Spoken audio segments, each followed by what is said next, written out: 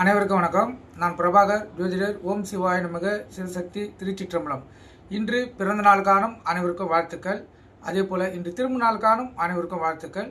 இறைவனுடைய அருள் பரிபூர்ணமாக உங்களுக்கு கிடைக்கட்டும். உங்களுடைய மனம் எதை ஆசைப்படுகிறதோ அந்த ஆசை நிறைவேறட்டும் என்று எம்பெருமான் சிவபெருமானிடம் அடியன் வேண்டிக் கொள்கிறேன். இப்போ நான் என்ன சொல்ல போகிறேன்னா, இன்றைய நாளுடைய நிலைப்பாடை தான் சொல்ல போகிறேன். நீங்கள் கற்றுக்கொண்டு பயன்பெறுங்க. விசுவாசி மாசி 25 இன்று திங்கட்கிழமை, ஆங்கில வருடம் மார்ச் 9, 2026. இன்று சஷ்டி திதி கொண்டாடப்படுகிறது. கருத்தில் கொள்ளுங்க. அதே போல் இன்று கீழ் நோக்கினால் நட்சத்திரம் இன்று மாலை 4:44 வரை விசாகம், பின்பு அனுசம். திதி இன்று இரவு 11:58 வரை சஷ்டி, பின்பு சப்தமி. யோகம் மரண யோகம், சித்த யோகம். சந்திராச நட்சத்திரம் ரேவதி, அஸ்வினி. ராசி பார்த்தீங்கன்னா மீனம், மேசம். சந்திராசை பொறுத்த மட்டும் ராசியை 50% பாதிக்கும், லக்னத்தை 90% பாதிக்கும். அதனால் இந்த மீன ராசி, மீன லக்னம், மேச ராசி, மேச லக்னம் இன்று மிகவும் கவனமாக இருக்கணும்.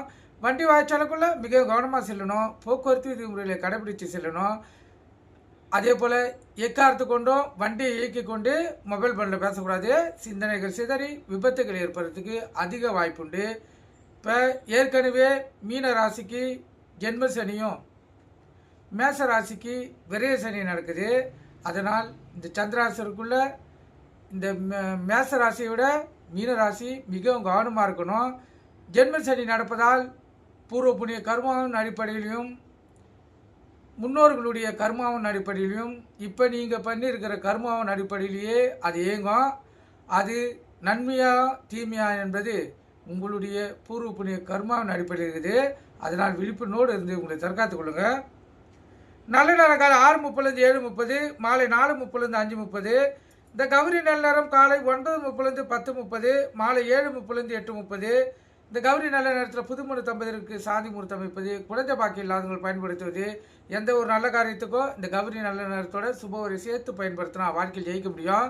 இன்று திங்கட்கிழமை என்பதால் சந்திர பகவான் தான் வரநாதன், அவரே இன்றைய கதாநாயகன். சந்திரவரை பார்த்தீங்கன்னா காலை 6 to 7, மதியம் 1 to 2, இரவு 8 to 9.